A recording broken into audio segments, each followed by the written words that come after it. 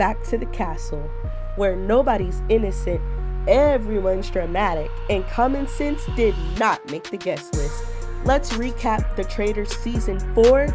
This is kinda unhinged.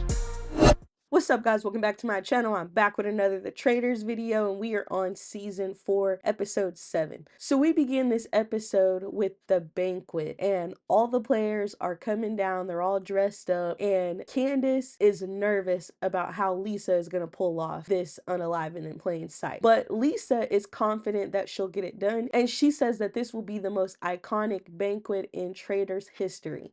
So she has narrowed down who she wants to target between Jam Jam, Natalie, and Kristen. And the way she gets them to touch the amulet is by pretending that it's stabbing her and asking one of them to fix it. So then all the players sit down to eat, and they're all having a heartfelt moment, talking about how they're so glad that they met each other and how they will forever have this memory as long as they live. And then Alan knocks on the door and interrupts all of that, of course. And he says that someone has been cursed by the Traitors and will be unalive. Two henchmen come in with vials, and these vials contain an antidote. So he says that the players get to decide which two players will drink this antidote, and if the player that was cursed drinks the antidote, then they will not be unalive, but if not, then someone will be unalived at the table. So they start trying to figure out what was suspicious, and they bring up the cards on the table, they bring up being served meat, and Jam Jam says to somebody, well, Lisa kissed me on the cheek. But no one really heard that because Natalie was so concerned that Steven served her meat, and she felt like she needed the antidote really bad. So when Alan comes in and says, have you guys decided who will take the antidote? Kristen takes one, and then Natalie and Tara are fighting over the other one, but ultimately Natalie takes it from Tara and drinks it, and people were making note of how hard Natalie was fighting for that antidote. But it didn't matter anyway because neither Natalie or Kristen were the one that needed the antidote. It was actually Jam Jam, and as the henchmen come to take him out, he screams and says, it was Lisa, she kissed me on the cheek, I know it was her, and everyone's like, oh my god, it was Lisa. So they start to turn on Lisa, and once again, Lisa, you are in trouble.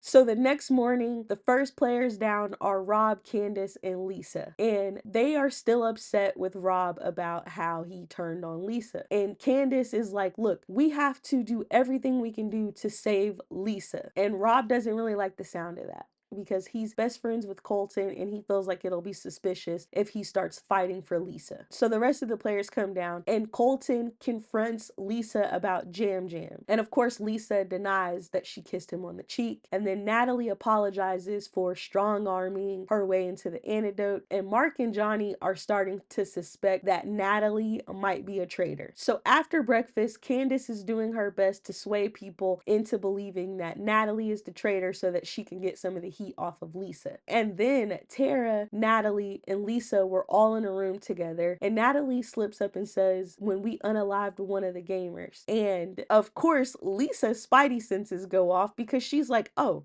I can use this, and the fact that Tara was there to be able to back her up just would help her even more. So then we get to the mission, and in this mission, the players have to run up to the top of a hill, and on their way, they have to collect gold. And the 6 people who collect the most gold will be able to play for a chance to win a golden dagger. And this golden dagger will give this person 2 votes at one of the next 4 round tables. So this is a huge deal. So when all the players get to the top of the hill, some of the players who know that they don't have a chance to win give their gold to other players. Like for instance, Kristen gave hers to Natalie and Lisa gave hers to Steven, which of course Colton finds suspicious. He's like, why is she giving it to Steven? Maybe they're both traitors. So ultimately the 6 players that had the most gold are Colton, Eric, Mark, Natalie, Rob, and Steven. And Alan says that because Rob had the most gold out of these 6 players, he got an advantage. So the other 5 players all had stone tablets placed in front of them. And one of those tablets contained the picture of the dagger. So one at a time, each of them were able to look at their tablet, and then Rob was able to question the 5 of them to see if he could figure out which one of them has the dagger, and then he's able to trade his tablet with theirs. So he asked them questions that he knows they'll tell the truth to, and then he asked them if they have the dagger, and he'll be able to determine which one of them is lying to him. And when he got to Natalie, when he asked her if she had the dagger, she starts smiling and looking away, and I'm like, she's definitely got the dagger. And Rob thought the same thing, so he switched with her, and she did indeed have the dagger. And now Rob is the holder of the dagger, which is great for the traitors because you don't want a faithful to have that power. So when they get back to the castle, Rob tells the other 5 players that played in this competition with him that he's the one with the dagger, but he wants to make a pact that they don't tell anybody that he has the dagger. They don't tell anybody who has the dagger. And at that moment, I was thinking, Rob, you're a traitor. What are you doing? You don't need to make pacts with these people. So then we get to the round table, and Lisa is the first one to talk. And she brings up how Natalie made that slip up in front of her and Tara. And Tara confirms that she definitely heard Natalie say that. Of course, Natalie denies it and says that Lisa is only bringing her up to get the heat off of her. And then Johnny brings up the fact that Natalie was so gung-ho about getting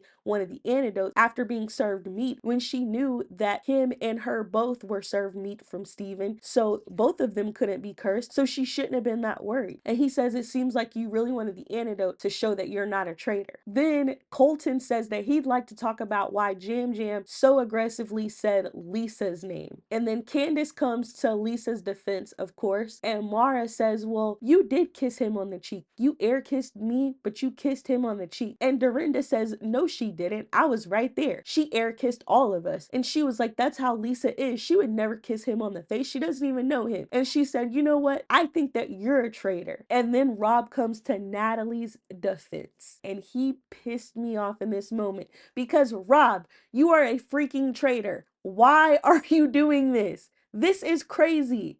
Yeah, Lisa was upset with you. You could have mended that and moved on. That made me so mad. You just don't even know how mad I was at Rob in that moment. So they vote, and Lisa gets the most votes, and she's banished from the castle. But of course, before she's banished, she has to stand in the circle of truth, and she says that she is the most iconic and legendary traitor that there ever was. And of course, Candace is pissed at Rob. And when they did their votes, Candace actually voted for Rob, and that pissed Rob off. And he was like, you know what? I would have liked to win this game with her, but now I'm gonna target her. So now the traitors are fighting, they're targeting each other, and I'm like, this is a disaster. But you guys let me know what y'all thought about this episode in the comments down below. Thank you guys so much for watching, and if you want more of the Traitors content, then go ahead and subscribe, and I will see you in the next one.